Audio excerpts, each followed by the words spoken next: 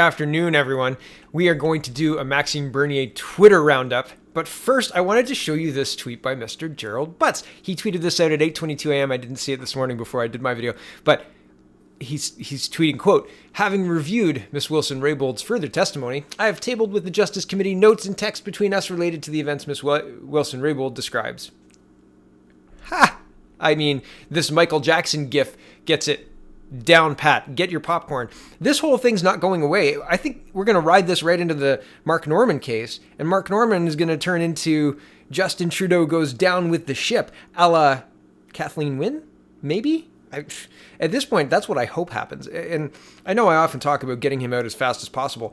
And yeah, if we could have like a change of government with an election in October, that would be fantastic. But triggering an early election, I mean, we get an overwhelming, well, we have a minority, 170 odd seats. 170 seats is a majority. The Conservatives are predicted to get 160 seats, so a strong minority, or almost a majority. So who knows? Who knows what's happening? But anyway, on to a Maxime Bernier Twitter roundup. Bernier is tweeting, and I went back to March 25th. It's been a little while since I've done a Bernier Twitter roundup because of SNC and Miss Wilson-Raybould and Miss Philpott, Dr. Philpott, and all of this stuff happening.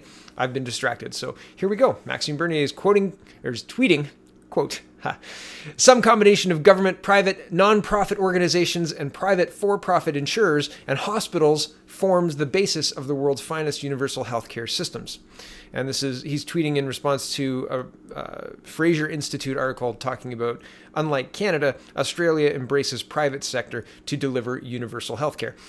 I have done a lot of reading on healthcare. I was of the opinion a few years ago that Canada's healthcare was one of the best in the world. I was corrected on that and found out that all over Europe, there are public-private partnerships that work to minimize the line in the universal healthcare for getting ultrasounds and things like that. Basic stuff that you need to do the next step and the next step and the next step. When you have a public-private system, people with a private plan have a different line, and they're pulled out of the general public line. People who don't have a system use the public line, and there generally ends up being no line because the system works very well, and most people have private coverage, right? So the cost is less, and outcomes are better. It makes sense to me. I don't understand why we haven't tried it, except that people aren't willing to look past the end of their nose to find out that Canadian healthcare is the most expensive with the longest wait times in the G7. So it's incredibly, well, it's an underperforming system. And whose fault is that? Well, government inefficiency plays a big role. Bernier is tweeting again.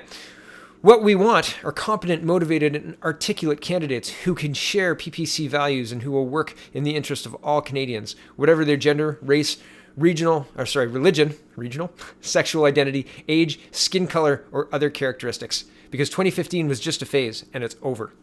This is in response to iPolitics, talking about how, well, it's a quote from Bernier, and the quote is, quote, "I hope their candidates will represent our country, but ... we won't do anything to attract people with different backgrounds." People's Party leader Maxime Bernier said of his party's online candidate search. We're not attracting diversity people or female people or male people of whatever background because the qualifications are there, right? Like, if you share the PPC values and you're willing to work in the interest of all Canadians, whatever your race or anything like that, come to work for the PPC. Not if you're a woman, because everybody should have an equal opportunity, not an equal outcome. Everybody should have an equal opportunity, and the best person for the job should get the job. That's the point. Mr. Bernier is tweeting again. "Generations of Canadians were able to save to buy their first home, but home ownership has now become out of reach for many because of big government. Big government offers to help if you vote for it. Don't be fooled." And this is Justin Trudeau. Bernier is responding to a Trudeau tweet, and Trudeau is saying, "Buying your first home is a big and expensive step. We want to help. Find out more about the new first-time home buyers incentive." Incentive? It's a little bit of home ownership. Give Justin Trudeau a little closet where he can show up and creepily yell at you from the closet. Here's Mr. Bernier tweeting again. "Our only candidates for now are the 4 who ran or is running in Nanaimo Ladysmith in the by-elections. That's why you haven't heard about the others. We have just officially started our candidate selection process this week. You will hear about them in May and June." And this is response to this tweet. One other thing, Mr. Bernier, I know more about your West Coast candidates than any of yours in Ontario. Barely a blip here. Do more, please. And people, I guess, are looking and they're not finding. Here's Bernier again saying, quote, Scheer will balance the budget someday, just like the Liberals, after we've bought enough votes to get reelected. At least we know Trudeau broke his promise of having a balanced budget by 2019. A PPC government will balance the budget within 2 years. And here's a screenshot of Mr. Scheer of an iPolitics article dated the 23rd of March that says, Scheer promises balanced budget if elected, but doesn't say when. And Mr. Scheer is, well, soft, mushy with the details on a lot of his policy. And that's been a criticism for the year almost that the show has been running and focusing or talking at least about federal politics. And when I realized Mr. Scheer didn't really answer a lot of questions, just, lots of platitudes. And it's so weird. Anyway, Mr. Bernier says, quote, I agree our government should stop harassing law-abiding firearms owners. And then he's got a link to his policy page or his platform page talking about firearms. And it's in response to a tweet from Ryan Holyoke. It's Holyoke. Sorry if I got that wrong, Ryan. Firearms ownership in Canada is not abnormal, and it has nothing to do with violence or gangs. Great people all across Canada hunt and use firearms every day. We do not deserve to be treated as criminals. And here's a picture of presumably Ryan and his family hunting and holding weapons. Yay. So, yeah, I mean, I think it's draconian to start trying to take away people's guns because of gang violence in Toronto with illegal guns. Those two things don't solve the problem, right? Taking away guns or criminalizing legal guns or making it more difficult to get legal guns when the criminals they're not following those rules. They don't care about those rules. They think those rules are pretty funny, actually, because somebody pops a trunk and there's no background checks. There's no waiting. Come on. Bernier's tweeting again. Robert, I was 43 when I became an MP in 2006 after almost 2 decades working in law, banking, insurance, financial sector, advisor to Quebec Finance Minister, and think tank. I have experience of real life outside Ottawa, not a career politician. And Robert Little is asking, that's great, except no clue who the candidates are in Ontario, plus the problem I have with Max is he's a career politician. No faith, no trust in, humble opinion. So Max says he's not a career politician. There you go. Bernier's tweeting again. Trudeau keeps sending hundreds of millions to other countries to build roads to improve sexual health and educate children. But when it comes to dealing with poisoned water in First Nations community in Canada, it can always wait. Trudeau apologizes to Grassy Narrows protesters, thanked for donations. And we all saw this video. I did a video a few days ago. If you didn't see it, you can check it out, where Trudeau is condescending as all get out to a protester who was dragged out by his security. Here's Bernier again. Secularism in Quebec. Scheer and Trudeau should mind their own business. This is a provincial debate, and Quebec has the right to use the notwithstanding clause as the Constitution allows. The People's Party will respect the Constitution and provincial autonomy. And I want to show you what's happening here.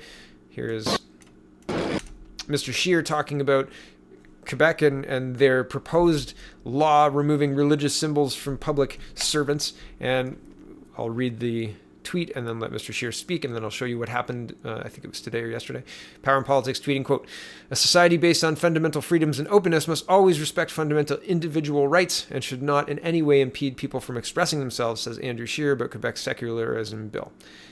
Actually, I'm not going to play it. We're just going to go on to the next thing. And here is the CBC Radio Canada.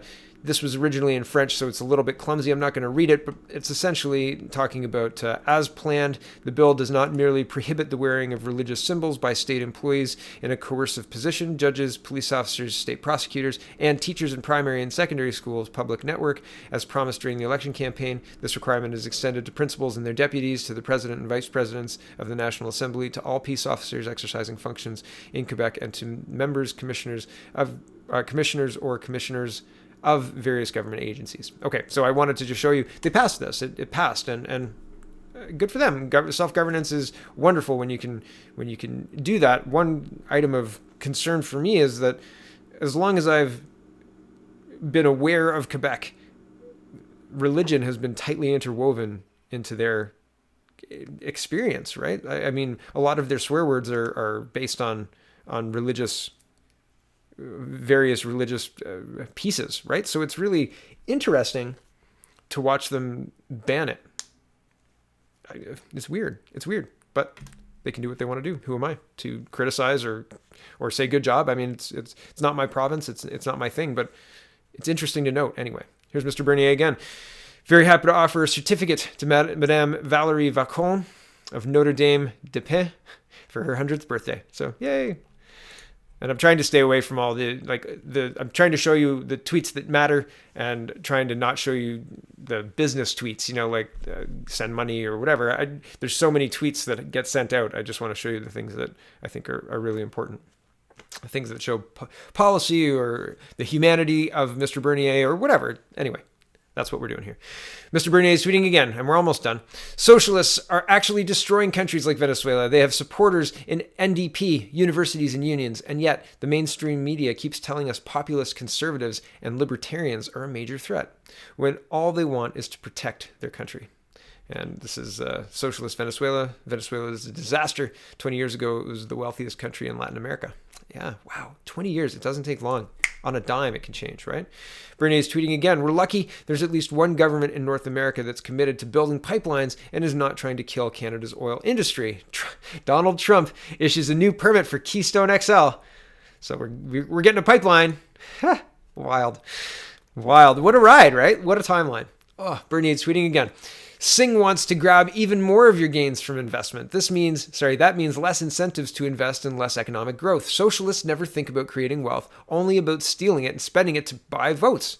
The People's Party of Canada will abolish the capital gains tax. Here's Jagmeet Singh, and this is what Mr. Bernier is responding to. He says, by increasing the capital gains tax inclusion rate from 50 to 75%, we could generate almost $3 billion in revenue to fund services people need. That's money we can put towards medication for all, children, and education, just by making our tax system fairer. Yeah, fairer. That's one word for it. I can think of several others.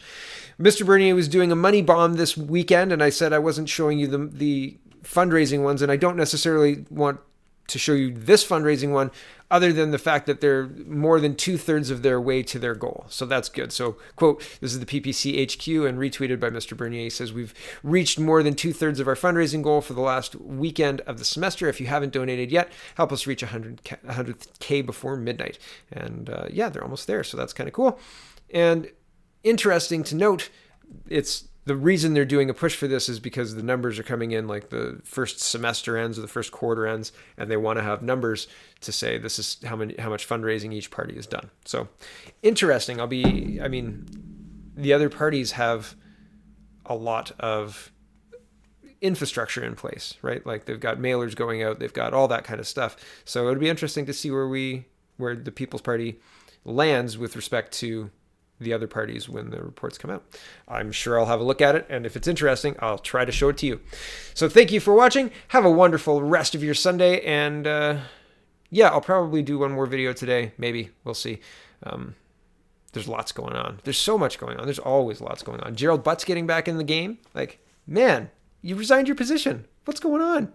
Be quiet. Or if you've got something that refutes it, then don't bury the lead. But anyway, we'll see. We'll see what's going on. Thanks for watching, everybody. Have a wonderful day.